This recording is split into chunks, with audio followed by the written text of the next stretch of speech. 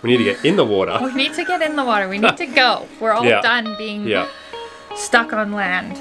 It's gonna be a real adventure figuring this toilet out, and I really hope we've made the right decision and we don't regret this. It kind of grosses me out, I'm not gonna lie, and the fact that we're doing a video about solely on this kind of grosses me out too, so sorry in advance, but this might be helpful to someone. I'm Kate, and this is my husband Mick. Our kids, Thomas and Bentley, and my parents, Kevin and Shawna. We are 3 generations coming together to create the Cruising Meraki Project. By the sea, silver caps the ocean. We'll be sailing free. I don't know this notion, but I know it to be true. I just can't stop singing. Oh, how baby I love you.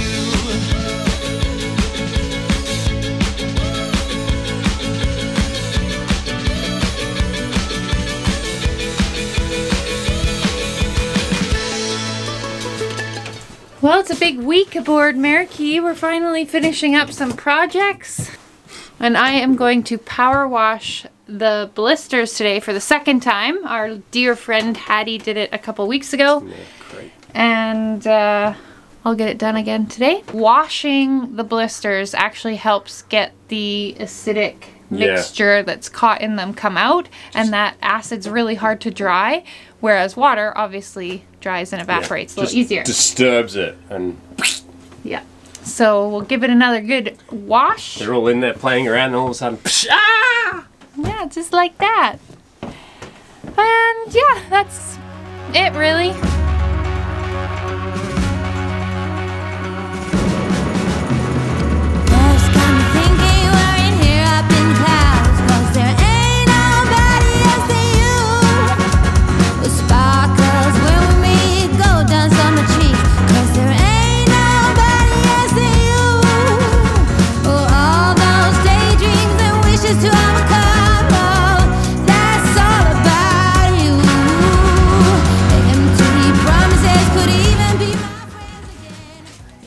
Okay, look at this fancy new equipment. Hello. So here we are with our newest purchase. It's kind of interesting how we landed on this. I landed on it. Well, I haven't landed on it yet. So this is a Nature's Head composting toilet. And I think they're becoming more and more common in the cruising world. We hear of more and more people using them.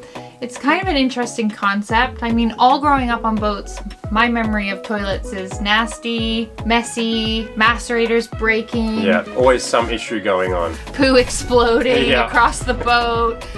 Toilets on boats are a tricky thing. Pretty much the manual pump toilet. So we actually have one of those on our aft bathroom. It sucks seawater in, and then it just gets pumped straight out into the ocean. So then if you have that type of toilet, or head as you call it on a boat, and you're doing a lot of coastal cruising, what you need is a black water tank. Correct. So that just involves a tank position somewhere on the boat, preferably near the head, so it doesn't have to get pumped very far. And you'll do your business. There'll be an electric pump that'll actually pump, and then a macerator, which is like a little blender, chops everything up, and then it goes into that tank and it'll sit in there until you can either pump it out, so you go to a fuel dock and they can pump it out, or if you are offshore enough, you can have a pump that pumps it out into the ocean. Correct. And then there is one other option, which we actually did heavily research. Yeah, I was actually convinced that's what we were going to do, a gravity feed tank. So you'll have the seat height of your head. This is where you sit. The gravity feed tank just needs to be pretty much above the toilet you're in, and it has to be above the water line outside. You have the same head as the pump ones, and what it does is it'll pump it up into that tank, and it'll just sit in there until the level goes up, and then there's an outlet on the side underneath, and there'll be a valve there, and you'll just open that valve, and the gravity from that tank will just push it straight out the through hole into the ocean when you're allowed to do that. But the great thing about that gravity feed tank setup is there is not many hoses running through the boat. There's no tanks below the floor. There's no macerator pumps. It's just a really simple system. And if you put the right things in the toilet to flush, there shouldn't be any reason why that would clog. Now that was the route we were going to go. And then I just thought about how far that actually had to pump up. And most of that tank would, I think, be filled with seawater by trying to flush everything up there, and we just didn't have enough room for that big a tank. Then the newest option, I don't think these existed when I was a kid, is a composting toilet. This was probably a lot more expensive than what that gravity feed system would have entailed, but I think this will be good as long as it fits. The good thing is there's a 50% chance that this will fit. So like Mick said, we do have another head at the back of the boat. And that head does not have a holding tank, it just will flush straight out into the sea. So we can only use that toilet when we aren't coastal cruising. But it does mean that when we have those long passages, we'll be able to solely use that washroom, that head, and we won't have to be filling this one up. But this is a perfect solution for us for when we are at anchorages or coastal spots. I don't know, hopefully it works. Hopefully we've made the right decision. Now we're gonna try and install it, and we're a little worried about the fit. There's a funny little shelf that our old head used to sit on, and because this toilet is so tall, it probably would be better, especially for the kids, if it wasn't on that shelf. But under the shelf is quite an angled piece of floor, and it gets quite narrow where it's flat, and we don't think this will fit on that. So it's gonna be a bit of a puzzle to work out. There's really no hookups to this except one little electrical wire that runs a fan. I don't really know what the fan does. Mick will tell you more about that. The tank below you has an inlet and an outlet pipe on it. So on the outlet pipe, there's a little built-in fan, and that just runs all the time. And on the end of that pipe, that's like kind of like your exhaust, like a vent. So that'll just go outside. And it constantly runs, and it will take any of that smell and just straight outside. That air flowing through also helps the composting process as well.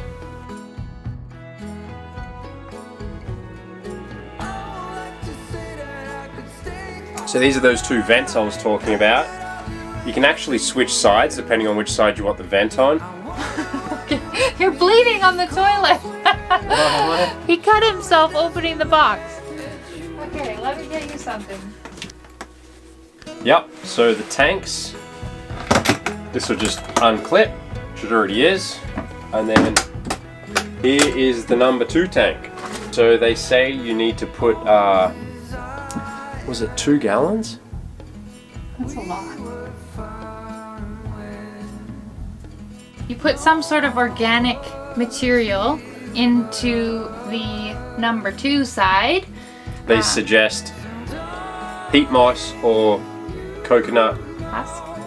Yeah, something like that. I don't know. So we have peat moss here, and that's what we've stocked up on for now. And then I don't know what we'll use as we travel around the world. That will be a bit of an adventure to figure out. And then there's a handle that attaches on the side, and I believe every time you go to the washroom you turn it, right? Yes, like 6 turns or something. Just like any composter, you want to mix it up so that it can start composting. Yeah. And then this is the number 1 tank that that's huge. It's going to be someone's job to pull that out and tip it overboard when we're far enough off of the coast. It kind of grosses me out, I'm not gonna lie, and the fact that we're doing a video about solely on this kind of grosses me out too, so sorry in advance, but this might be helpful to someone. It's gonna be a real adventure figuring this toilet out, and I really hope we've made the right decision and we don't regret this, because in a way it's kind of gross, but I think in my mind I just keep telling myself that it's just gonna be like dirt when we're dealing with it, and I'm really hoping that that's true. Okay, shall we get this bad boy installed?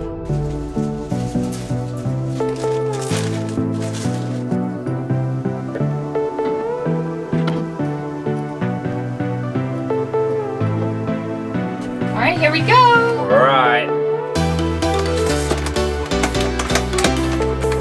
The urine bucket out, just so it doesn't flop around.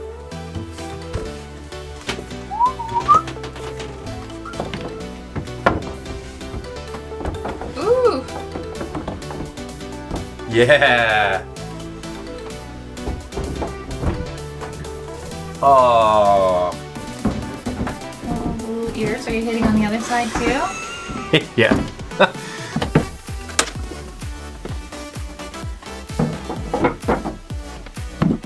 There you go.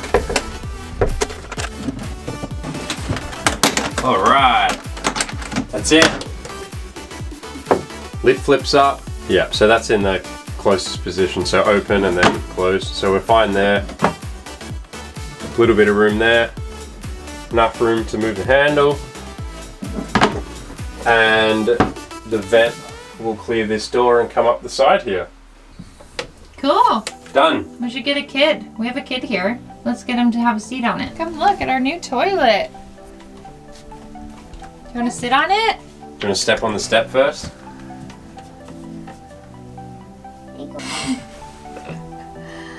It's pretty high. Look at his feet. But even if it was on the ground, his feet would be like that. Yeah, it would still be really high.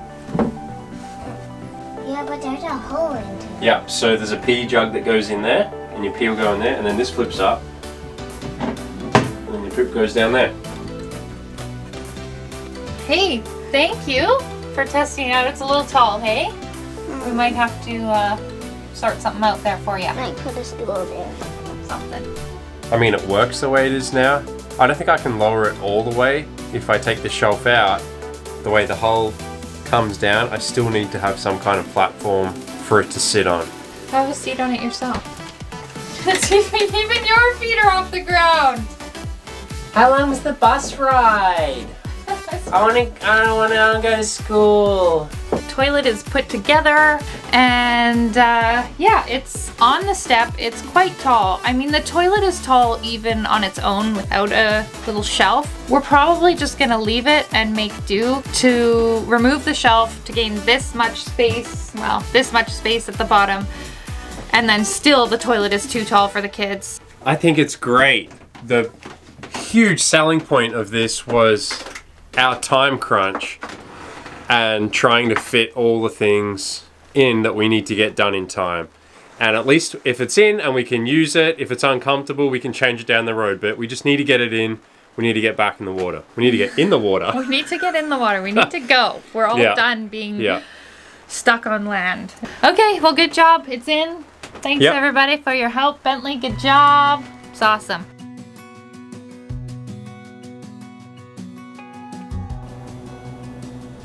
Oh, hi there. G'day. We're just finishing wrapping up, or Kate is, editing our Nature's Head install, and we've now been on the boat for 3 weeks using it part-time in conjunction with the other one, depending on how deep the water is and where we're positioned. But this has definitely had a lot of use, hasn't it? Yeah, lots. And we use this every time we're at anchor, and the other one when we're moving between anchorages. When we first set this up, I threw the 2-gallon bags of peat moss in there, and then I just had a water spray bottle that I kind of just squirted the peat moss and mixed it around. That was nowhere near enough water, and after the first few days it started to smell a bit. Nature's Head said if you can smell something, it's operator error, and it definitely was. That was our bad. We needed to put way more water in to mix that. 2 liters of water. Yeah, 2 liters with that. 2 liters of water mixed in with our 2-gallon bags of peat moss. And when we did that, it hasn't smelt since. It's been great. So when you're wetting the peat moss starts out really dry. It's like a really crisp, dry type soil. And you pretty much wet it to a stage where if it had just been raining outside and you go dig a hole, like that moist kind of wet soil is the texture you want. The one thing that I've been curious about, we use fresh water to wet it, and I'm kind of curious. I'd like to wet it with just seawater and see what happens. So if anyone's done that, let us know. Water on a boat is pretty precious, and if we could use seawater to wet it, I think that that would just be brilliant. So we'll see if that's possible. We'll let you know. But we're really happy with it so far. It's been great. Yeah, it's been really good. We haven't emptied the number 2 portion yet. The number 1s we have a few times, and that's actually really easy. It's flawless, really. We love it. Yeah, we're happy with it.